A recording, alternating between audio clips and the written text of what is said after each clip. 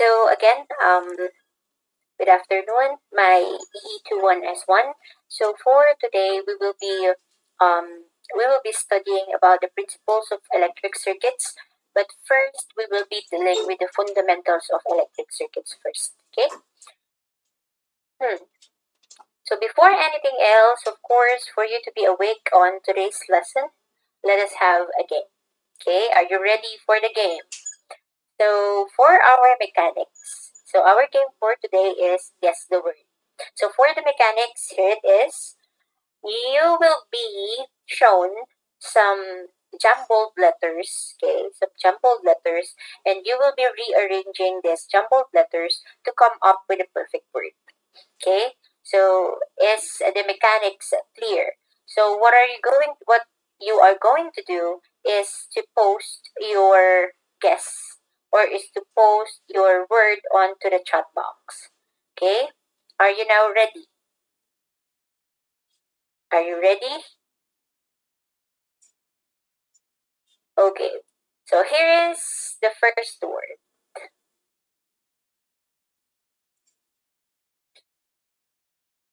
So what is this word? Let's see, let's see.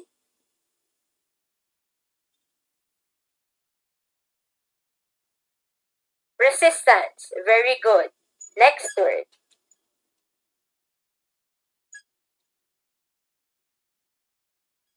Electricity, okay, very good. Keyboard masters. Parallel, very good. So this is parallel. Next,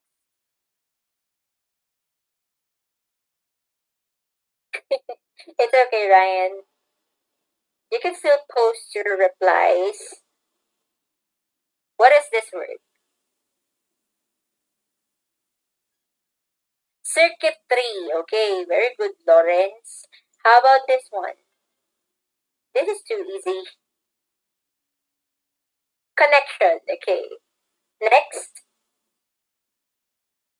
I think this is the easiest. Okay, it is network. Next,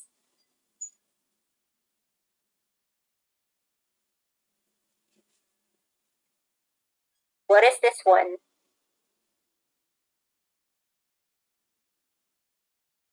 Hmm.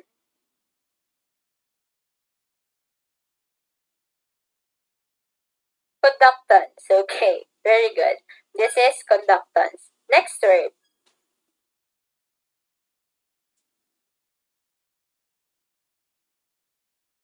Let's see. You can guess this one.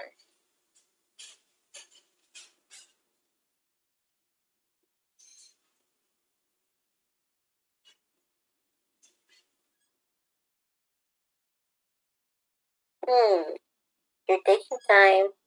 Potential. Okay, this is potential. Very good, Jeremy. Next one.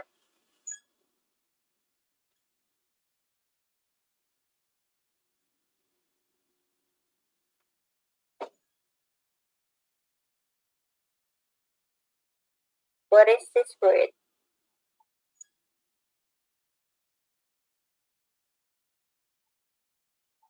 Hmm.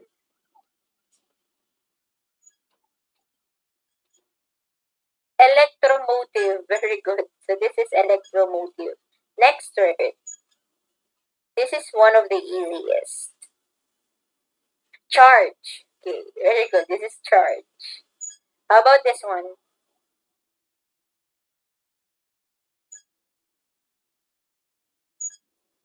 Elements. Okay, this is elements. I think this is the last one.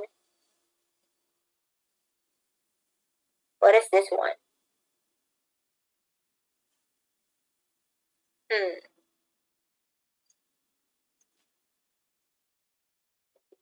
Shorted. Okay, very good. This is shorted. Okay, so that would be our icebreaker or our motivational activity for today. So I think we are now ready to at least learn the lesson. So, what are our learning outcomes for today or our learning objectives? First, you need to recognize the importance of electricity to real life situations. Identify the basic concepts of electricity and its basic parameters. Illustrate electrical symbol and pictorial diagram of each electrical components and devices. Discuss the relevance of using two wires to conduct electricity. Demonstrate using conversion in solving DC circuit problems. Use the basic concepts of electric circuits in analyzing circuit diagrams. Calculate charge, voltage, current, and power of an electrical circuit. Analyze the resistance of conductors involving length, cross-sectional area, and the specific resistance. You will also explain the relationship of voltage, current, and the resistance to electric conductor. Apply the concept of Ohm's law in circuit analysis. And finally, you are going to analyze electrical circuit problems and scenarios involving basic concepts of electric circuits, resistances, and Ohm's law. Okay, so these are our learning outcomes for today's lesson. Okay, so let us now start with our introduction. So according to definition, an electric circuit is an interconnection of electrical elements. When we say electrical elements, what does it mean? Or will you give an example of an electrical element? Since you are all EE students, can you give an example of an electrical element? Is voltage an electrical element? I think that is an electrical parameter, not an element. Fuse, very good. A fuse is an electrical element. What else? Battery, very good. What else? Switch, okay. Capacitor, wire, what else? LED, resistors, okay, very good. Inductor, okay. So on to your slide or onto the present slide, we have a figure, right? We have an image. Onto that image, what are the electrical elements that you can see? What are the electrical elements that you can see? Battery, very good. What else? LED, okay. Other more? Okay, the lamp, okay. And the wire, okay, very good. Okay, so as you can see there, the battery and the lamp are both electrical elements. According to the definition of an electric circuit is an interconnection of electrical elements. If that is the meaning of our electric circuit, can I say that my battery, or can I say that the image, okay, posted on that same slide is an electric circuit? Or is it an example of an electric circuit? Okay, yes. So what connects the two electrical elements, which is the battery and the lamp? What connects the electrical elements, or what connects the battery and the lamp with each other? The wire. Very good. So we can say that this image or this sample circuit here is an electric circuit. Okay? Now we go on to the systems of units. So this is just a brief review or a very quick review about the systems of units because they are very necessary later on once we engage with the problem solving or with some calculations and computations here in electrical circuits 1. Okay, I already know that you've already somehow studied about the systems of units on your other subjects, maybe on your physics 1, on your physics 2, or on your other subjects such as the chemistry. Okay, so I am hoping and I am looking forward, of course, that you are already familiar with this one. Okay, so we have here a table. Okay, a table of comparison of the English and metric systems of units. So we have the two types of units. We have the English and the metric, and under the metric are the MKS, the CGS, and the SI. So MKS stands for the meter, kilogram, seconds, while CGS stands for centimeter, gram, and seconds. SI stands for the System International. So when it comes to the length, okay, in English we are using the yard. So apart from yard, what are the other units that we use in English system of units?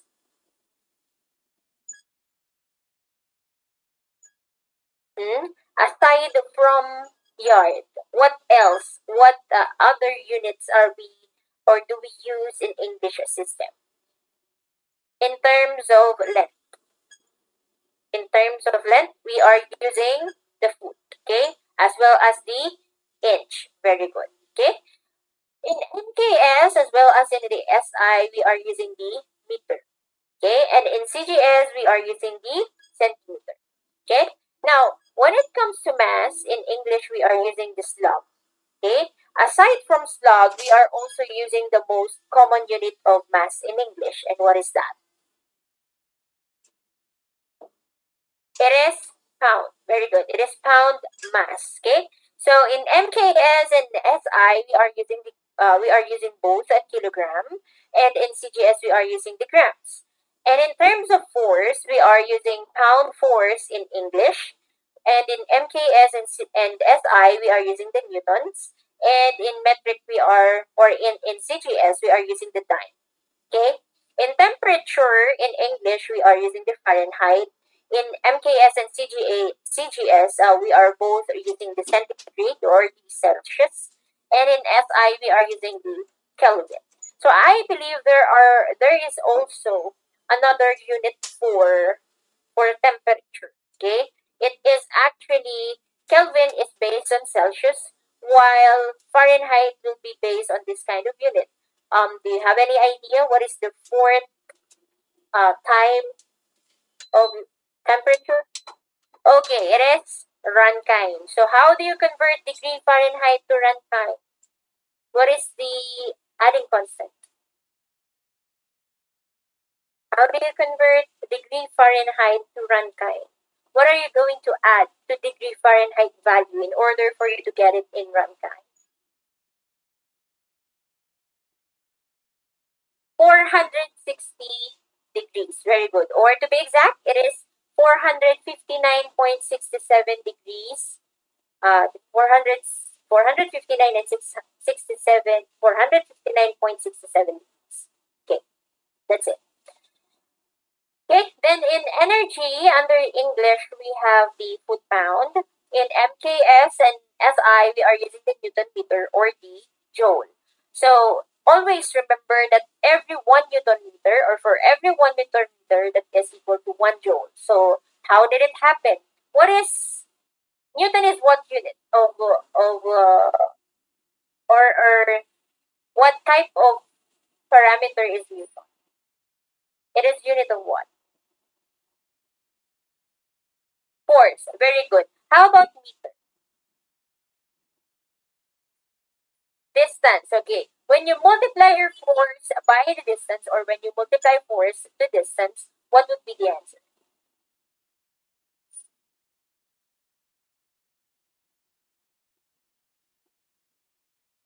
What would be the answer? If you multiply your force to your distance, what would be the answer? It is the work.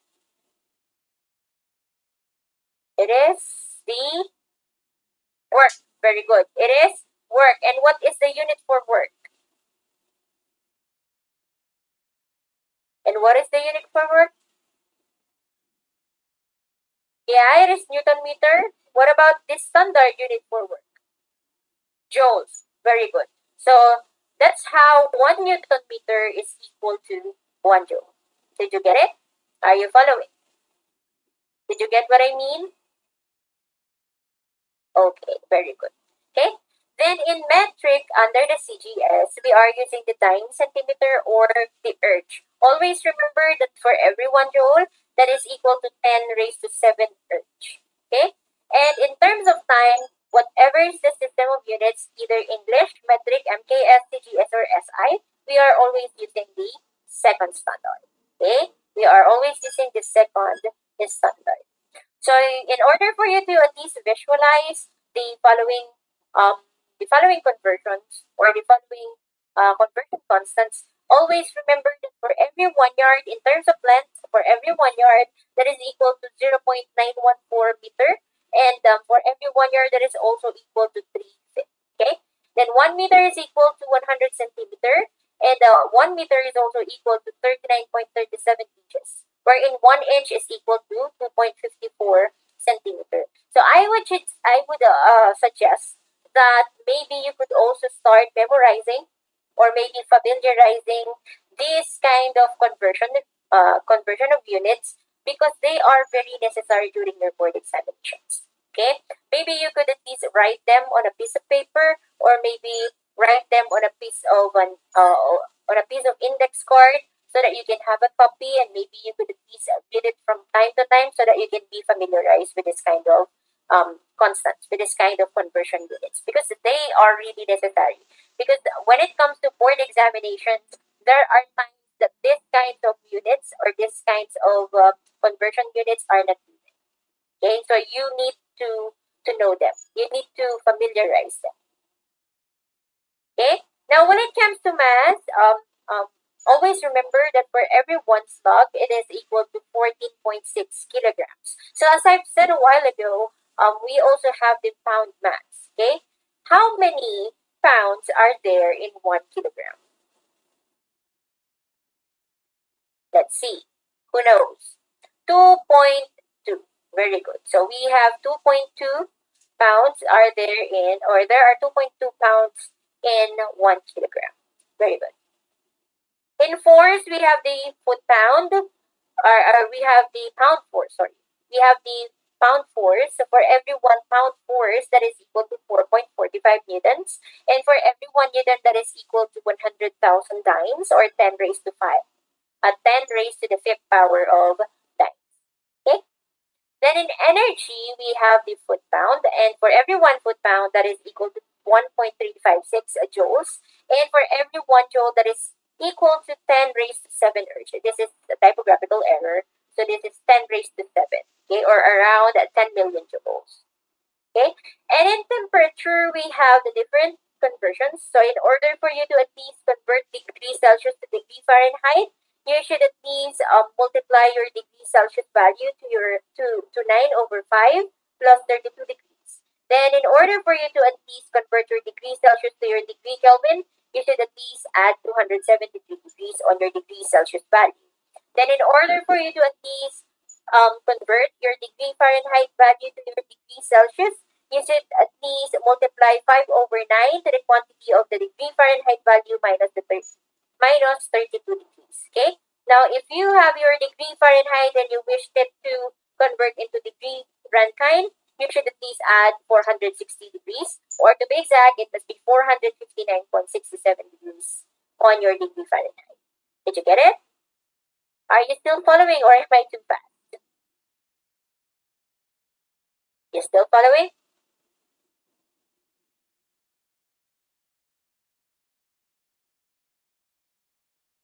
Okay.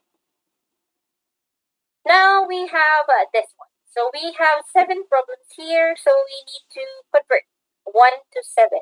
But I would suggest maybe you can just do 1, 2, 3, 4, 5 for yourself.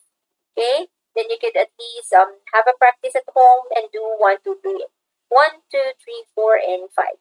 So we could just answer number 6 and number 7. Okay, you can take a screenshot of the slide, so that when I actually stop sharing, you can at least have a copy of this slide.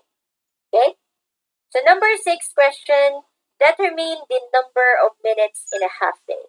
And number 7: in Europe, Canada, and many countries, the speed limit is posted in kilometers per hour. How fast in miles per hour is 100 kilometers per hour? Okay, so let us now answer number 6. Let me stop sharing first, so that I can use the whiteboard. Okay, so the question for number 6 is the number. We should determine the number of minutes in a half day. So in one whole day, how many hours we have in one day?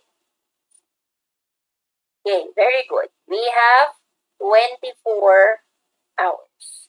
So how many hours are there in a half day? 12. Okay, so we have 12 hours in a half day. So we are going to determine how many minutes are there in a half day? So we know that for every 1 hour, that is equal to, or for every 1 hour, we have how many minutes? 60 minutes. Very good. So we can now cancel your hour here. Then 12 times 60 will be 720 minutes. Therefore, we have 720 minutes in a half day. Okay? Did you get it? Question so far. This is just a review. Okay? So, number 7, in Europe, Canada, and many countries, the speed limit is posted in kilometer per hour. How fast in miles per hour is 100 kilometer per hour? So, if we have 100 kilometer, please bear with the mouse. Bear with my handwriting. Okay? So, if we have 100 kilometer per hour, okay, and we need to convert it into miles per hour, so we need to know how many kilometers are there in 1 mile. So, if we have 1 mile, for every 1 mile, that is equivalent to 1.609, if I'm not mistaken. Am I correct? This is 1.609 kilometer. Okay? So we can now cancel the kilometer. So 100 divided by 1.609, how many miles per hour do we have?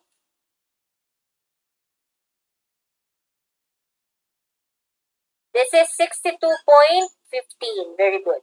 62.15 mph, or miles per hour. So these are the answer for number 6 and number 7. So let me again share the screen so that we can continue with our discussion. I hope you're still following.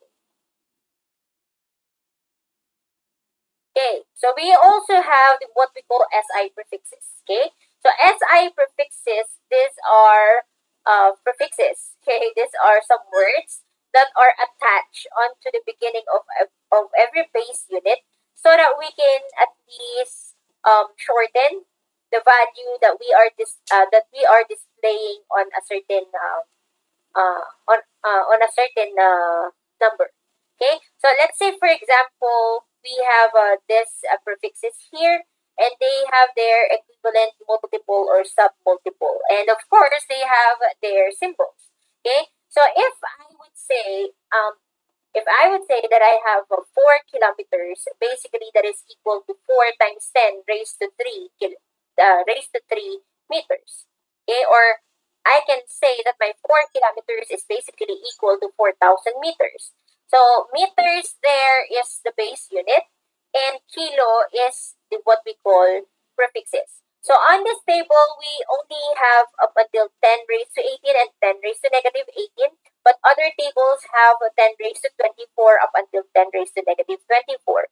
So after we still have, if I'm not mistaken, we still have the yocto and the zepto. Okay? So I would suggest that you would also familiarize yourself with this kind of SI prefixes, because they are very necessary later on in our lesson. Okay? So again, for every prefix, there are equivalent multiple or submultiple for them. Okay? So if I have, let's say I have 2 decameter. Okay, I have 2 decameter. It means that I have 2 times 10 meter. Okay? So always remember that one. So we have a checkpoint here.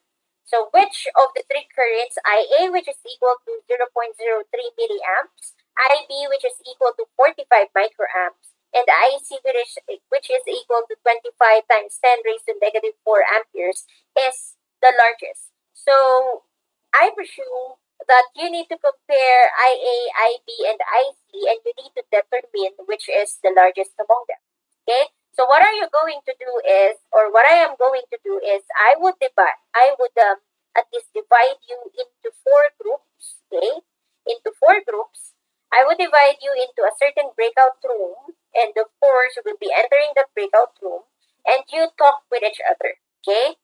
You will talk with each other, discuss this problem with each other. What are you going to do in order to at least get which is, or which of the three currents is the largest. Okay, you can at least use the whiteboard on the breakout room. You can use your microphones onto the breakout room so that you can at least talk with each other. Okay, I will give you 10 minutes. Okay, 10 minutes to at least draft your answer, to at least come up with a correct answer, and make sure that you participate on your group. Okay, make sure that you engage yourself onto your classmates. Ask them if they know how to answer it, and if one of them knows how to answer it, maybe you could ask him or her to at least present the solution, so that later on, once I actually um ask you what would be the first step, what would be the next step, you could answer it. Okay? Then after the breakout room, or after you discuss with each other, I will be deploying a certain poll.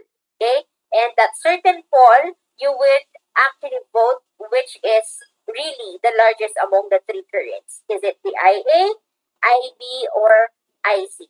Again, take note of the steps. Take note of what are you going to do in order to determine the largest current.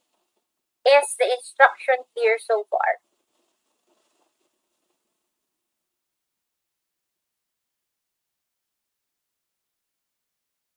Is the instruction clear so far? Are you still there, EE21S1? Okay, so I will leave you now, or I will now assign you into your breakout rooms. So it will be up until group 4, and you will have around, I will give you up until 10 minutes, okay? I will give you 10 minutes to talk with each other and educate each other with your knowledge, um, with your wisdom about how to solve this kind of problem. Okay? So you can now join your breakout rooms.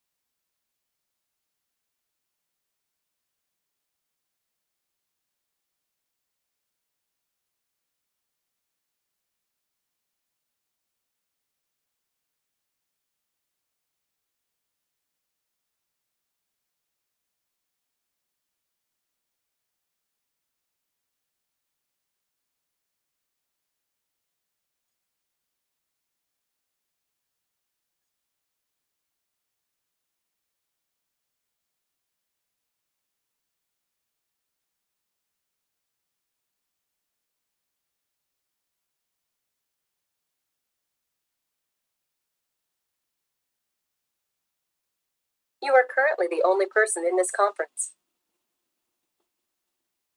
You are currently the only person in this conference.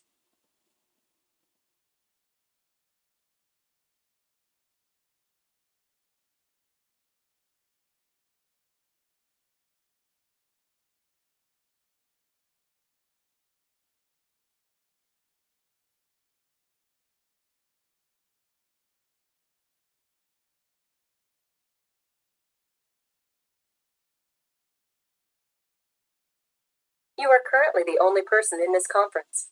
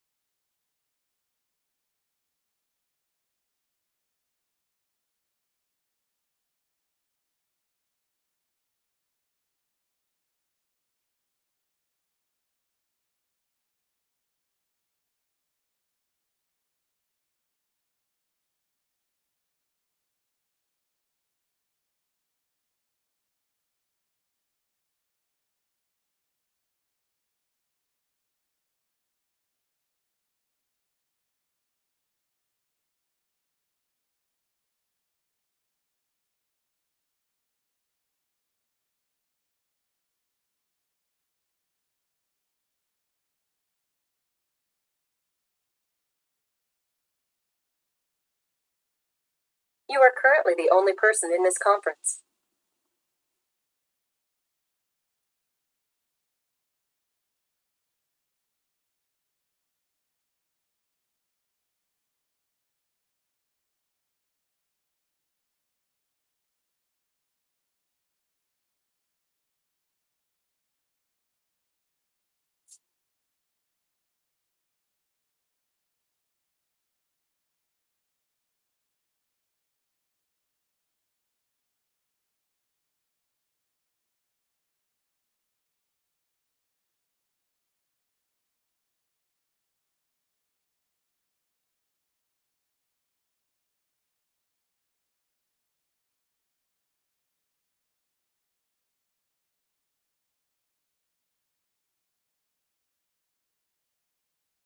Okay, so are you all done?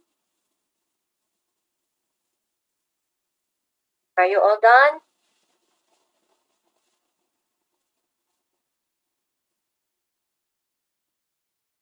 Okay, so let us now have a poll. Okay, so which is the largest among the three currents? Okay, so is it IA, IB, or IC? Okay, so please vote onto the poll based on your group's answer. Okay, so which among the three currents is the largest? IA, IB, or IC? Please vote.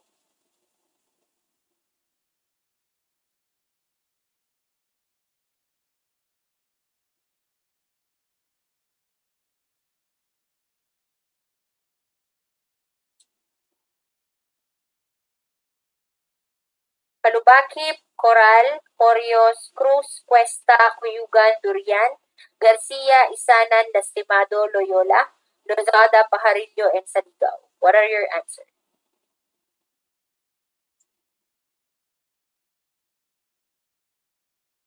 Calubakip, Corios, Cruz, Garcia, Lastimado, Maceda, and Saligao.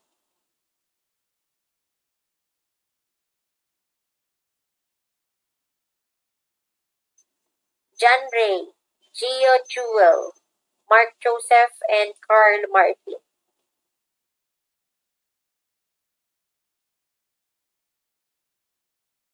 Okay, so 25 of you says IC, 4 of you says IA, and another 4 says I.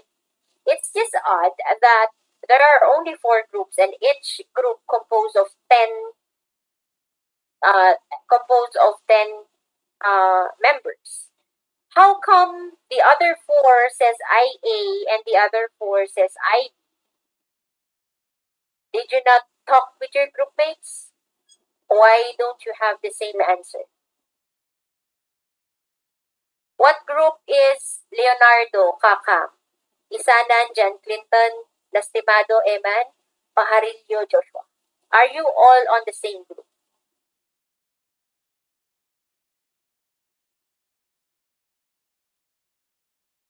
Group 3. So what is the answer of group 3, Leonardo?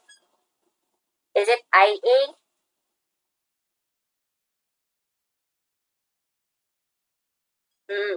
You don't know about it. How about Palubaki, Coral, Durian, and Galaites? Are you all on the same group?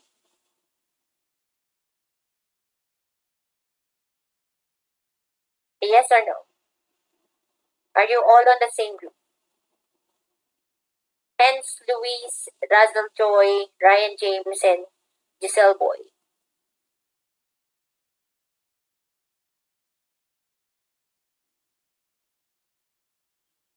Okay. So it must be IC. Okay. So let me discuss this one with you. So we have the value of IA, right? So we have IA, which is equal to 0.03 milliamps, correct? Then we have IB, which is equal to 45 microamps. And we have IC, right?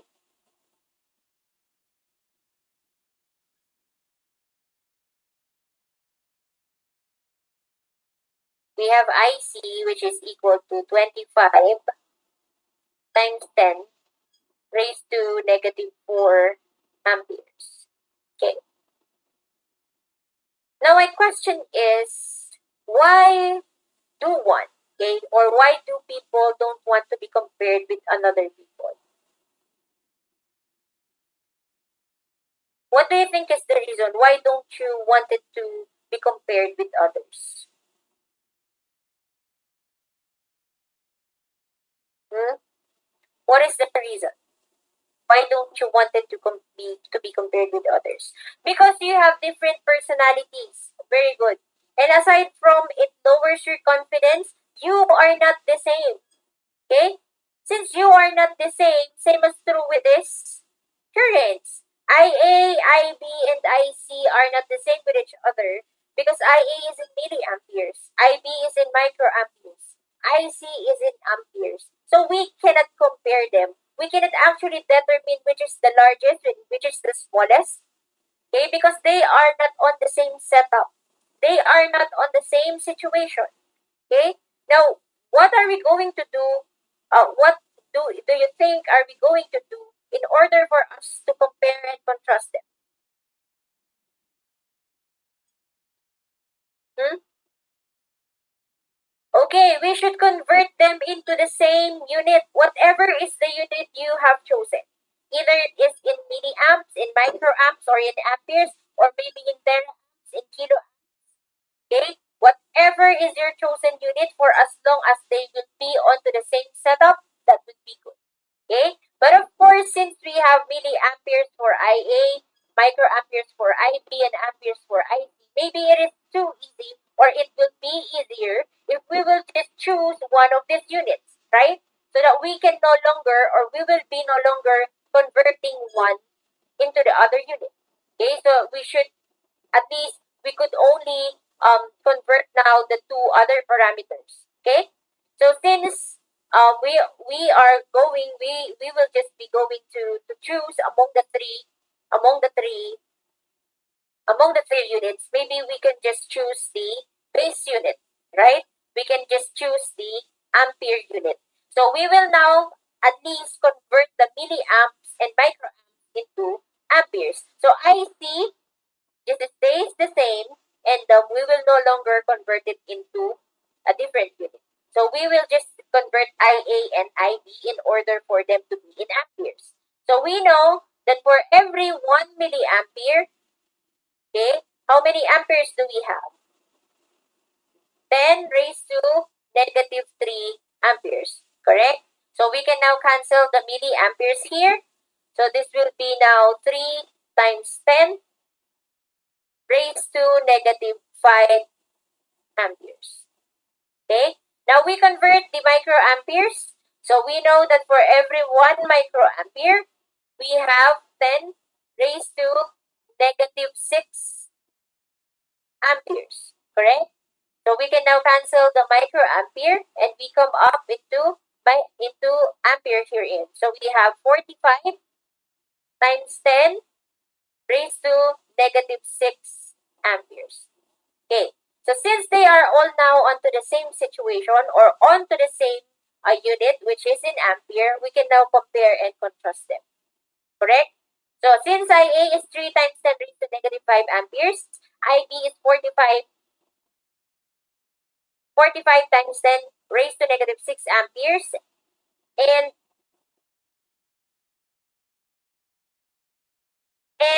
IC is 25 times 10 raised to negative 4 amperes. So, which among the three currents now is the largest?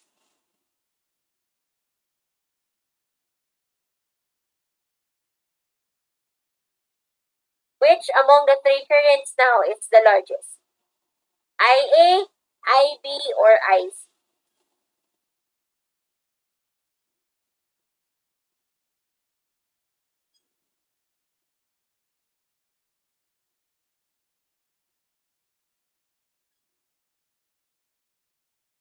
Hmm?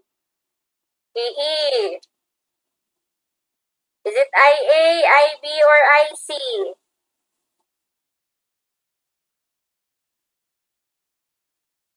IC. How come it is IC? Why not IB? IA is just 3. IB is 45. IC is 25. Which is the largest?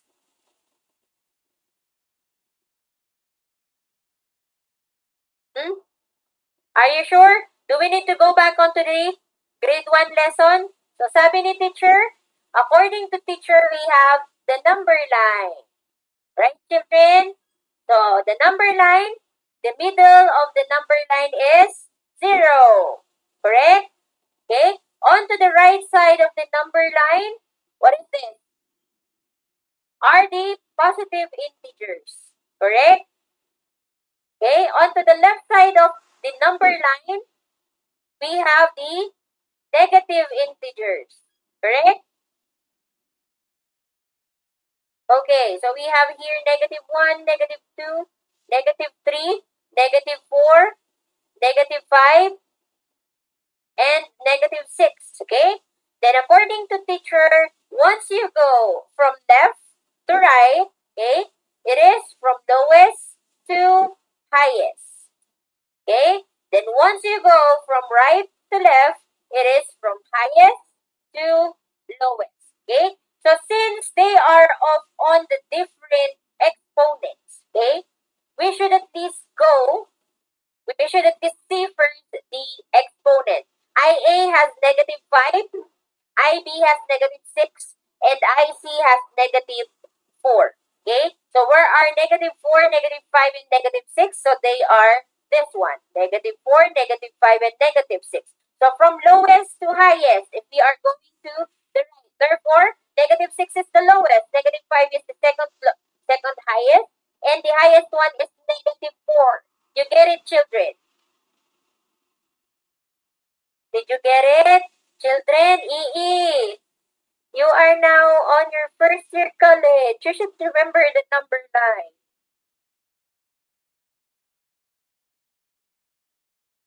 Did you get it? Why IC is the largest now?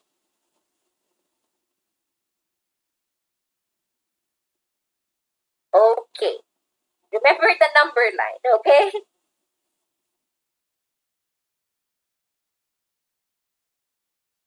Okay, so IC now is the largest. So let me again share the screen so that we can continue with the topic. Did you get it? Is this problem clear to each and every one? Any question? Clarification?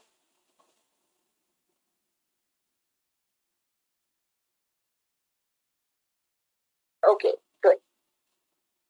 Next, we have what we call charge. Okay, charge is an electrical property of the atomic particles of which matter consists, and it is measured in coulombs. Okay, so the following points should be noted about electrical charge. First, okay, always remember that the coulomb is a large unit for charges. Okay, so in 1 coulomb of charge, there are 6.24 times 10 raised to 18 electrons. So this is one of the important constants that you should remember and that you should take note. Again, for every 1 coulomb, that is equal to 6.24 times 10 raised to 18 electrons. Okay, so that is one, or that is the first constant that we have. Thus, realistic or laboratory values of charges are on the order of picocoulomb, nanocoulomb, or microcoulomb, or they are on the negative side of the prefixes. Okay? Now, according to experimental observations, the only charges that occur in nature are integral multiples of the electronic charge E. Okay? So always remember that for every one electronic charge, it is equal to -1.602 times 10 raised to -19 coulomb. So this is now the second constant. Okay? If you have your calculators on you, if it is a 991 ES plus or 570 ES plus, the Casio model, it is the constant number 23. Okay? Constant number 23 is the electronic charge, which is equal to -1.602 times 10 raised to -19 coulombs. Then the third point that we should remember, that the law of conservation of charge states that charge can neither be created nor destroyed. It can only be transferred from one form to another. Okay? So always remember that. So thus, the algebraic sum of the electric charges in a system does not change. electric gent? Are you raising your hand? Are you raising your hand, Patrick?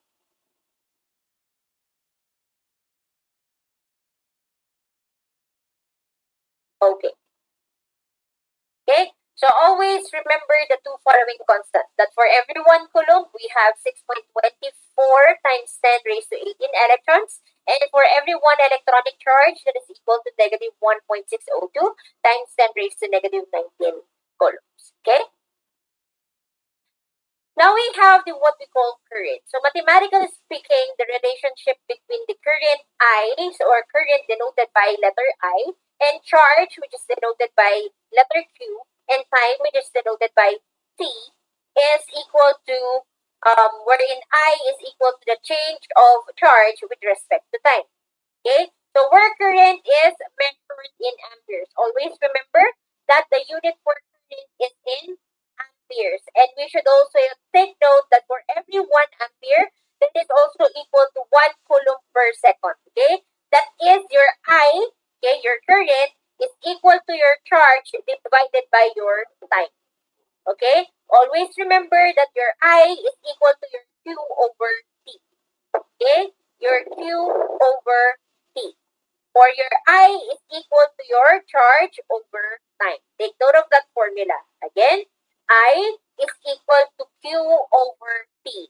Or I, your current, is equal to your charge over time. Your charge divided by time. Okay? So here is Andre Marie Ampere, the one who discovers the current. So electric current is the time rate of change of charge measured in amperes. So once those charges, okay, so we have those charges. So once those charges have been moved, okay, or those charges changes, okay, as the time changes, okay, this is what we call current. Okay, so once this charge has been applied or once a force has been applied to certain charges and these charges move, that movement or that flow of charges is what we call electric current. Okay? Next, we have the two types of current. We have the direct current and we also have the alternating current. So when we say direct current, okay, on a direct current, it is a current that remains constant with time. It means it doesn't fluctuate, and as it actually rises up onto its maximum value, it is always on its maximum up until the beginning, from the beginning up until the end. Okay? So it means that, let's say for example, what is the example of a direct current? When we are using batteries, okay? On cell phones, on flashlights, on different electronic gadgets, we are, we usually use this, what we call direct current. Of course, those gadgets that are using batteries, okay?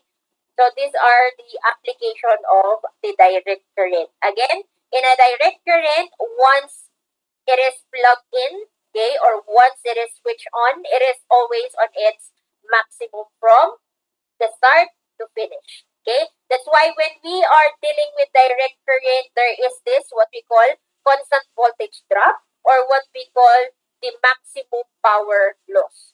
Okay? Because it is always on its maximum value, the losses is always on its maximum as well. Did you get it? That's why in direct current, we often have a very high power losses. Okay? Next, alternating current. When we say alternating current, it is a current that varies sinusoidally with time. Okay? So when we say it varies sinusoidally with time, it actually fluctuates. It actually moves as the time moves, and it actually changes as the time changes. Okay? Let's say for example, after 1 second, it is onto the 5 volts or onto the 5 amperes. Okay? Then after 10 seconds, it must be, or it is now on the 12 volts. Okay? Or maybe after 20 seconds, it is now on its maximum value. Then after 21 seconds, it is now on its minimum value. Okay? So it really depends as time passes by, the waveform of the certain alternating current also changes. In that matter, in alternating current, we have minimal losses. we have minimal voltage drops. Okay? Because it varies sinusoidally with time. Because there are some instances that the value of this of the parameters on an alternating current are on its minimum. Okay? Are on its minimum. So always take note of that. The application of alternating current are what we are using from the electric cooperative or from the distribution utilities such as Meralco, Panelco, Tarelco. Wag lang yung mahal ko. Okay? Just kidding. Okay. So just like that.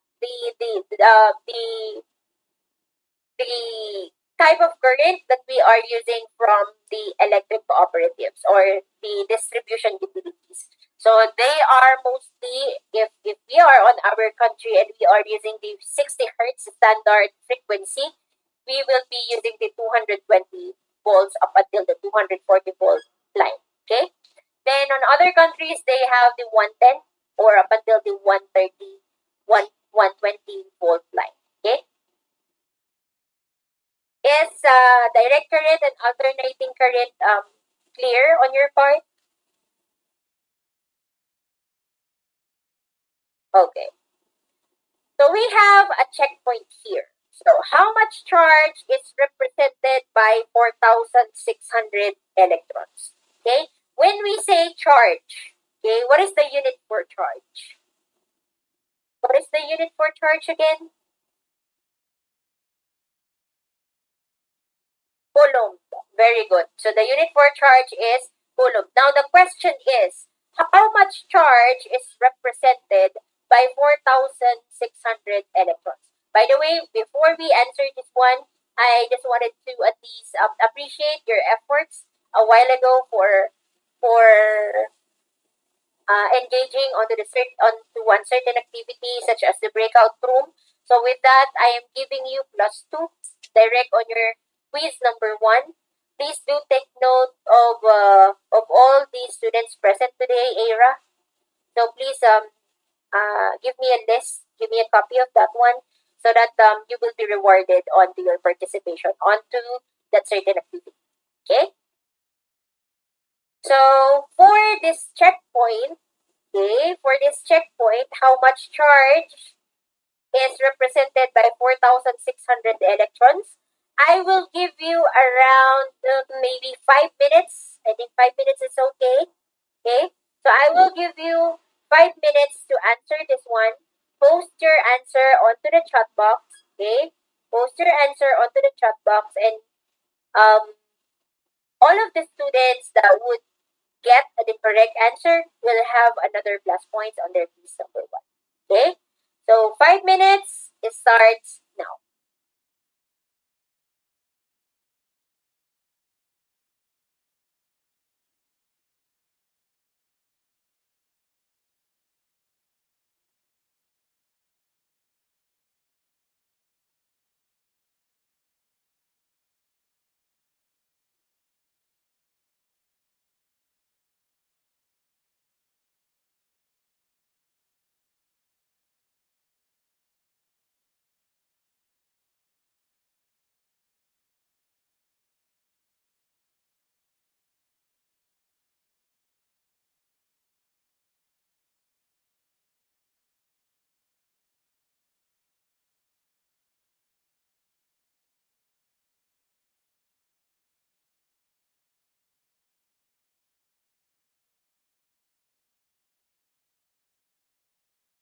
Four minutes.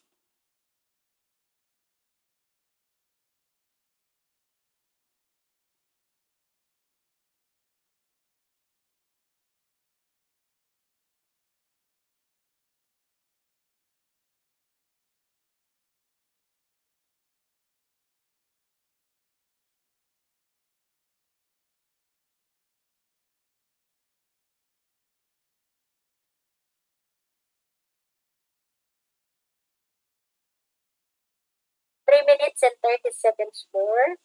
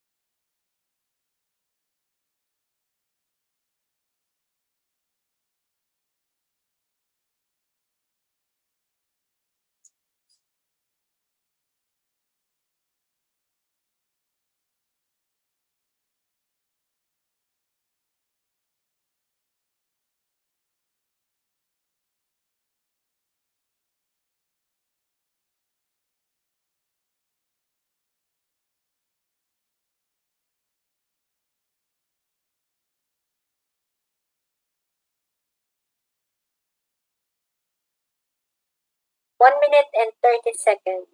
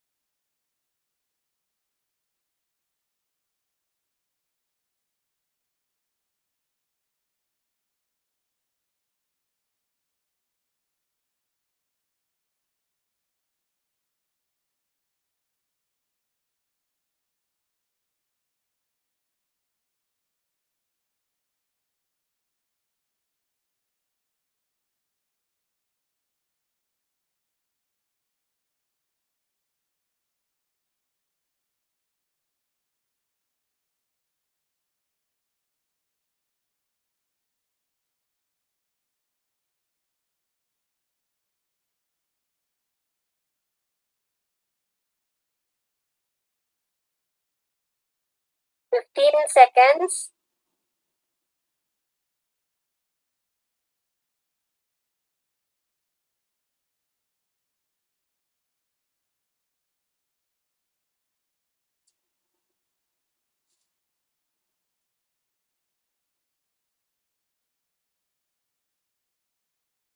Okay, so time's up. Okay, so what would be the answer for this one? So the answer for this question, or how much charge is represented by 4,600 electrons, is negative 7.369 times 10 raised to negative 16 coulombs. Okay? Now, may I ask Mary Jane? Is Mary Jane around? What did you do, Mary Jane, in order to come up with the correct answer?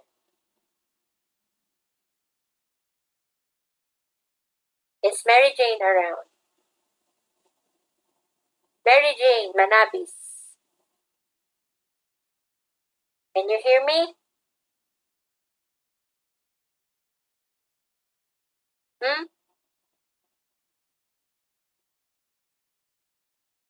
Is Mary Jane around? Yes or no?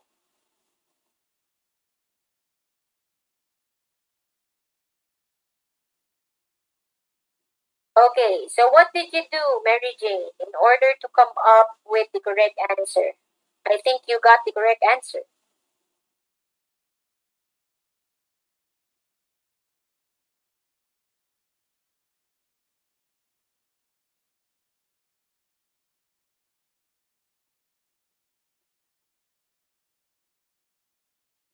Okay, so what did you do?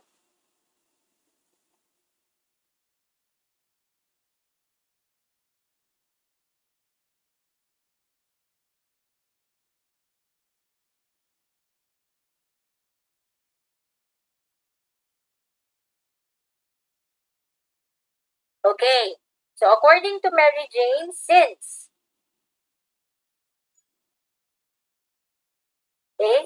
she has 4,600 electrons, correct? And she knows that for every one electronic charge, you have negative 1.602 times 10 raised to negative 19 coulombs, correct? So we can now cancel the electrons here. So you would come up with negative 7.369 times 10 raised to negative 16 coulombs. Okay? So that would be the answer. Mom, what if I've used the other constant? I've used the other conversion unit wherein you have your 4,600 electrons, and we know that for every 1 coulomb, there are 6.24 times 10 raised to 18 electrons. Correct? So 4,600 divided by 6.24 times 10 raised to 18 is equal to what? It is equal to what?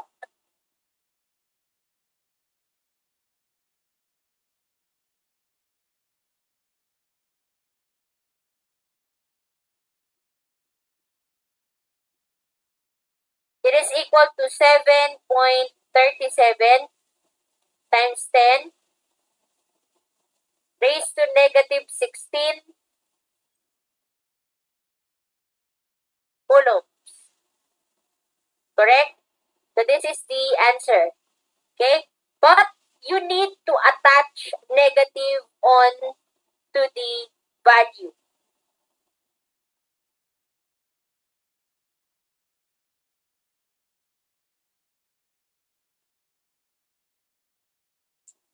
Why do you need to attach a negative value? Or why do you need to attach a negative sign onto the value? Because you are dealing with electrons. Very good. And electrons has negative charge, or they are the negatively charged particle. Okay? As when a proton is the positively charged particle and neutron is the neutral charge particle. Okay? So you need to attach a negative on to the value.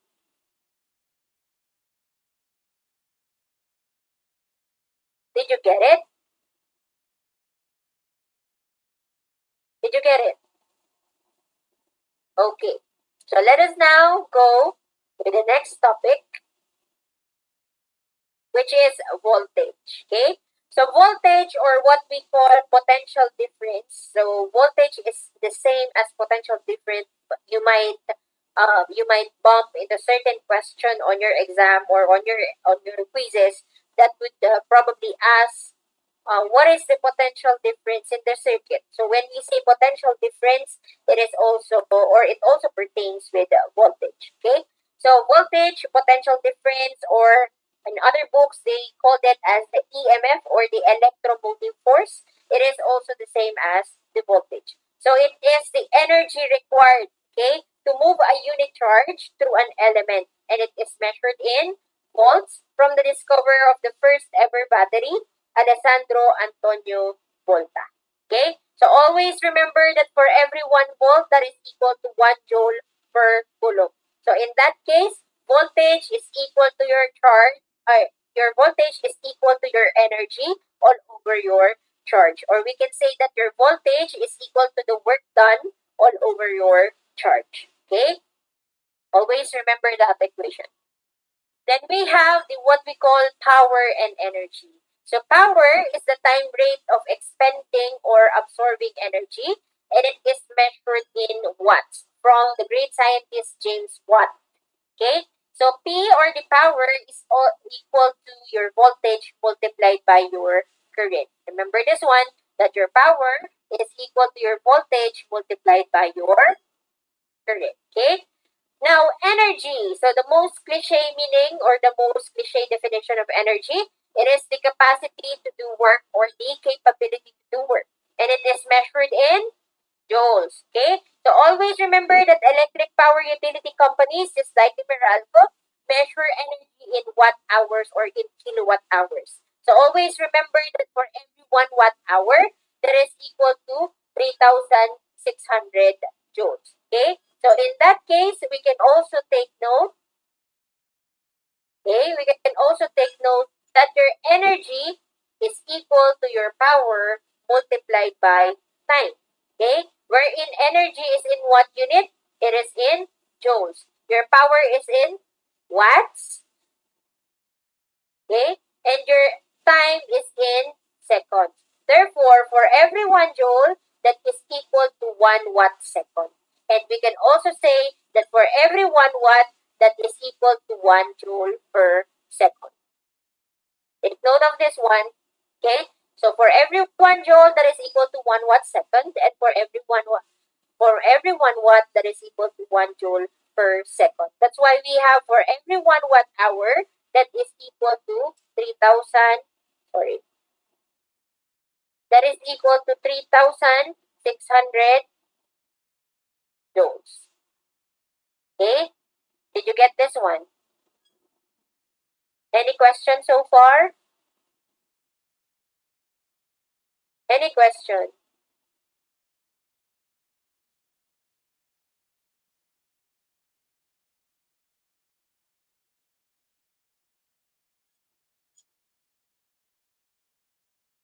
Okay.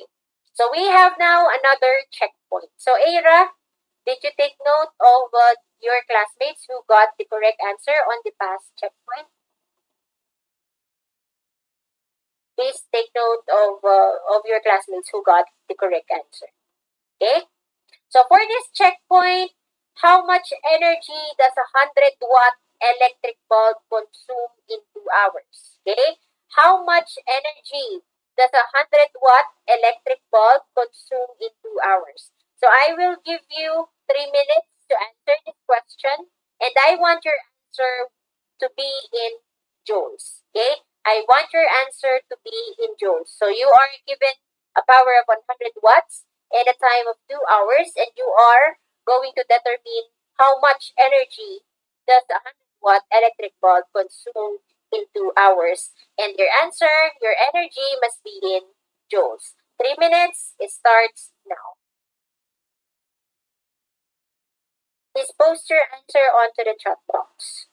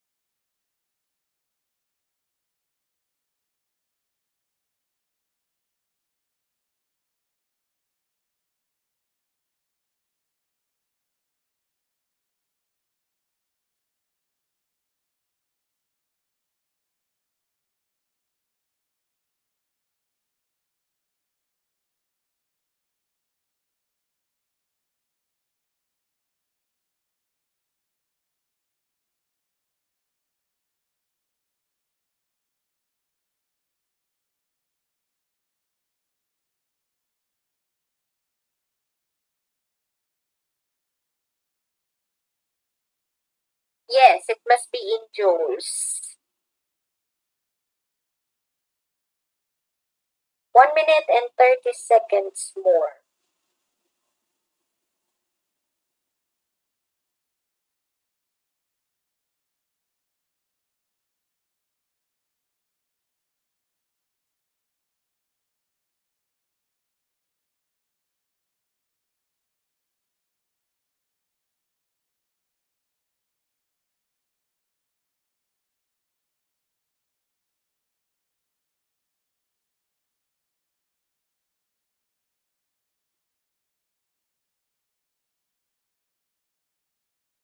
Make sure you know how to answer it.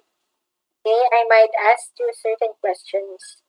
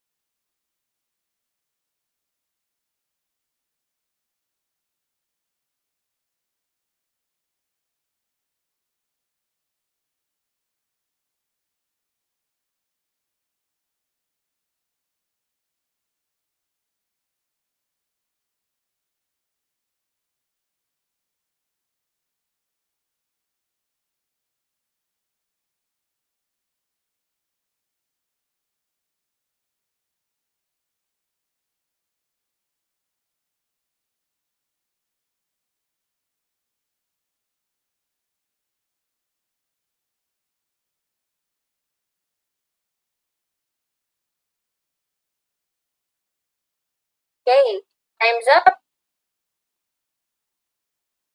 Okay, so you have your 100-watt electric bulb, right? And you have your 2 hours.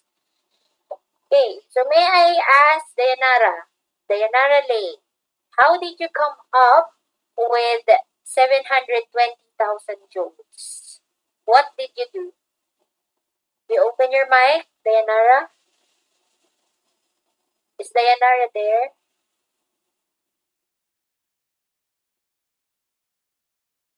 How did you come up with 720,000 joules?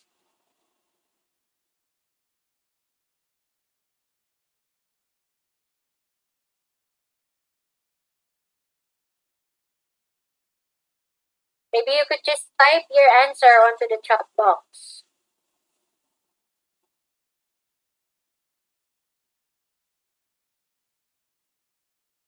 How did you come up?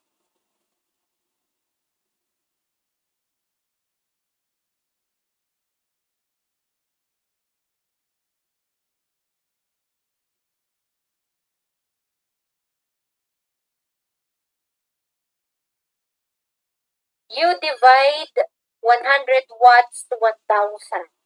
Why? Why do you need to divide 100 to 1,000?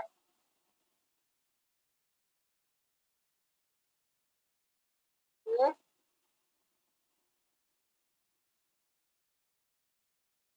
To make it kilowatt. Okay. So why do you need to make it in kilowatt? So upon making it in kilowatt, what will you do?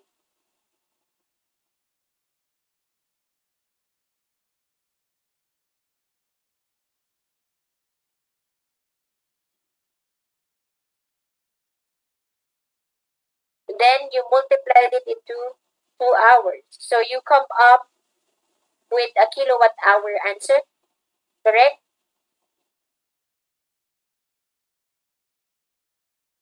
Okay, so upon coming up with a kilowatt hour answer, what did you do next?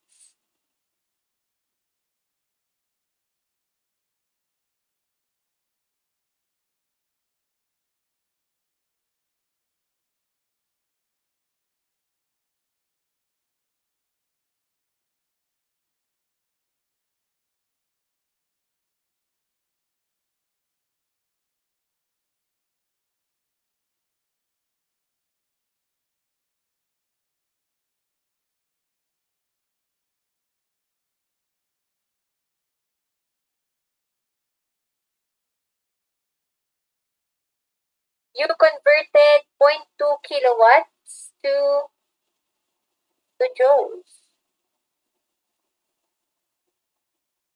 How did you convert kilowatts to joules?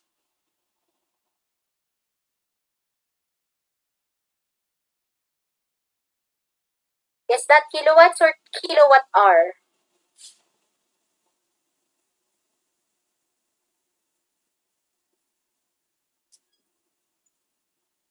Okay, so you convert zero point 0.2 kilowatt hour to joules. How did you convert it? What are your conversion units? What did you use in order to convert zero point 0.2 kilowatt hour to joules?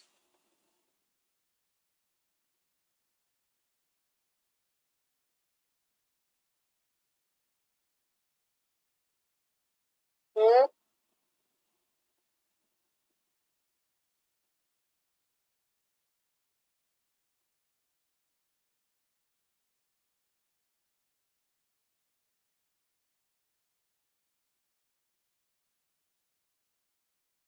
Is Dayanara still there?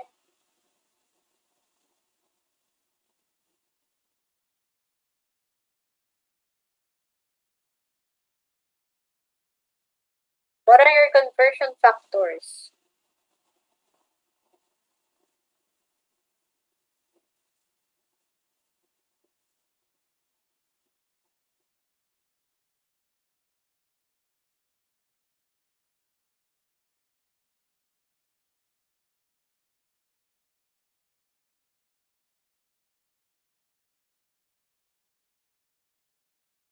Hmm?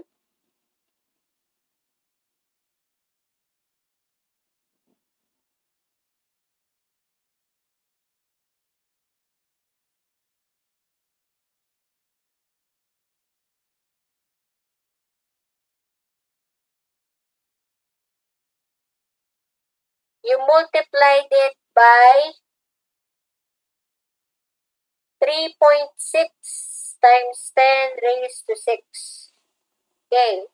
You multiplied it by 3.6 times 10 raised to 6 because you converted watts to kilowatts, right? But you can just actually use the watts rather than kilowatts because you have for every 1 watt hour that is equal to 3,600 joules, right? Am I correct? So you don't no longer need to convert it into kilowatts, then convert it into kilowatt hour to joules again. It just cancels the process. Okay? It's like this. You have your, what is the given again? You have your 100 watts, right? So if you have your 100 watts and you multiply it by your 2 hours, correct? Because this is energy, okay? Energy which is equal to power multiplied by time, correct? So if you have 100 watts multiplied by your 2 hours, you will come up with 200 watt hours, correct? So if you have the 200 watt hours and you wanted to convert this one in joules, we have the conversion factor that for every 1 watt hour, okay, that is equal to 3,600 joules.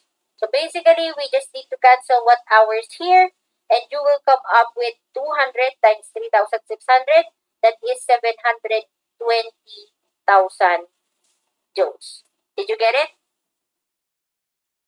Did you get it? Okay. What Dayanara did is that she has the 100 watts, then she converted this one into kilowatts, correct? So for every 1 kilowatt, we have 1,000 watts. Okay, so we now cancel the watt here. So you will come up with 100 over 1,000. This will be 0.1, correct? Kilowatts. And you now multiply this one to your 2 hours, correct? So you will now come up with 0.2 kilowatt hours. Okay, so just imagine you have your kilowatt hours, 0.2 kilowatt hours. Then if you have your 0.2 kilowatt hours and you wanted to convert it now into joules, what are you going to do is to, okay, is to convert it now into for every 1 watt hour, for every 1 watt hour, that is equal to 3,600 joules, correct? And of course, this is only watt hours, and we should at least cancel the kilo here. You will now again have to have it that for every 1 kilo unit, okay, kilowatt hours,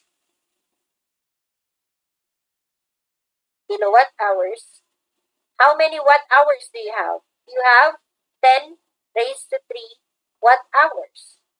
So you now cancel the watt hours here, the kilowatt hours here. So you would come up with 3,600 joule unit. Okay? So basically this is 0.2 times 3,600 times 10 raised to 3. So that is the answer of Dayanara. You should at least multiply your 0.2 to your 3.6 times 10 raised to 6. So if you actually visualize the process, okay? If you visualize the process, you just have to drop it, okay? You just have to drop this process here, and just maybe you could at least directly multiply your 100 watts to your 2 hours instead, okay? Because your process here just cancel out the process here, okay? What you did is you divide 1,000 here, then you again multiply 1,000 here. So if you multiply and divide, that basically just equal to 1. Did you get it, Dayanara?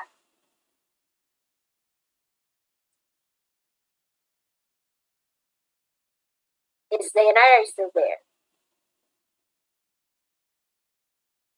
Okay, but I am not saying that your ways is not correct. It is. It is correct, definitely. Okay, it is correct. It's just that there is another way, an easy way, or another uh uh what do you call this one?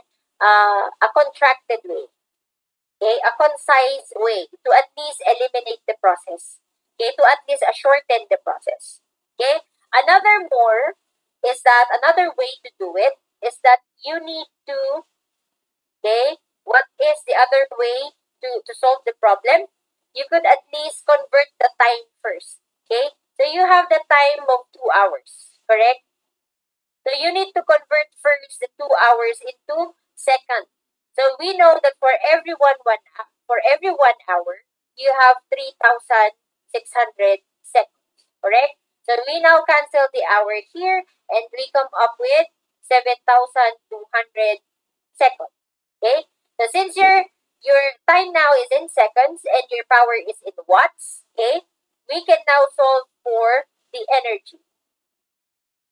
Okay, so your energy now is equal to your power, which is equal to 100 watts, multiplied by your time, which is 7,200 seconds. So we know that for every 1 joule, that is also equal to 1 watt second, correct? So definitely, this is now equal to 720,000 joules or 720,000 watt second. Did you get it? Did you get the processes? So any process will do. Okay, any process will do for as long as you can come up with the correct answer. Okay. Next, we have here another checkpoint. Okay, so I will give you 5 minutes maximum. So 5 minutes to answer this checkpoint. A stove element draws 15 amperes, which is your current, when connected to a 240-volt line, which is your voltage. And how long does it take to consume 60 kilojoules? So your 60 kilojoules is your energy. So what is asked on the problem is that you need to look for the time. Okay, for the time, how long does it take or does it actually take to consume the 60 kilojoules energy? Okay, so 5 minutes, it starts now.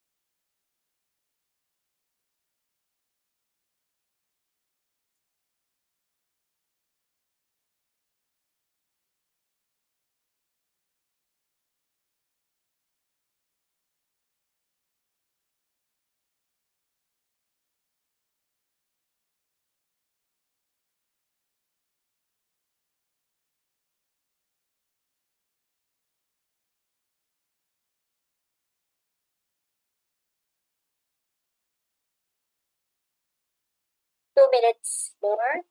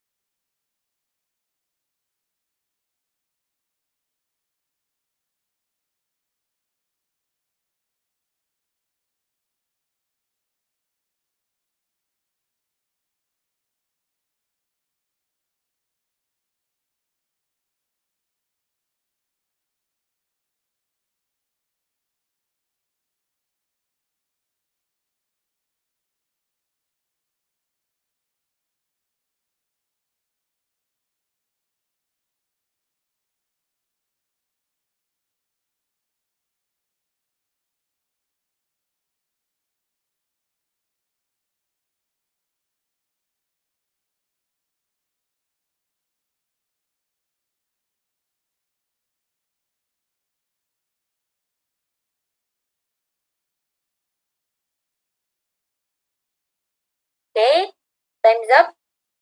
Okay, so the answer for this one is 16.67 seconds. So how did we come up with 16.67 seconds?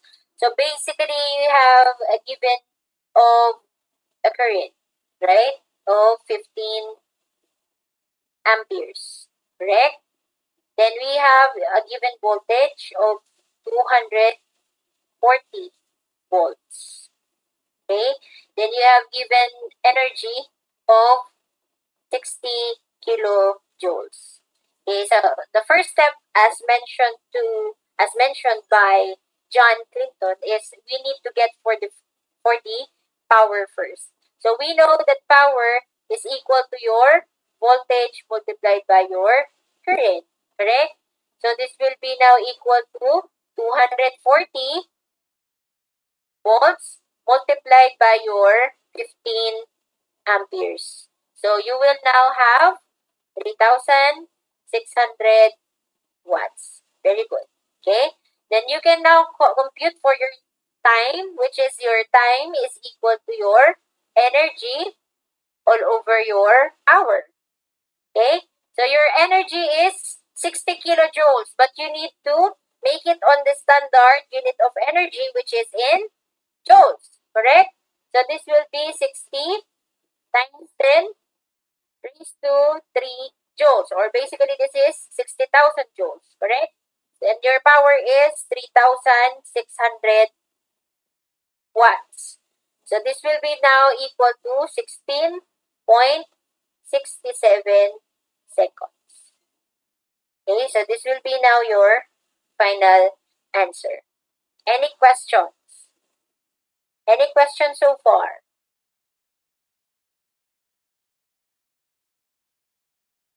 Any question? Okay, so since we are now we are now done with the first half of our lesson, I think that would be just all for today. And of course, I don't want you to get burned out because of all this knowledge that we have today. So please, just absorb it first. Just take all of the knowledge for today, and we will be continuing the second half of our lesson by next Monday. Okay, so by next Monday, because this Friday is an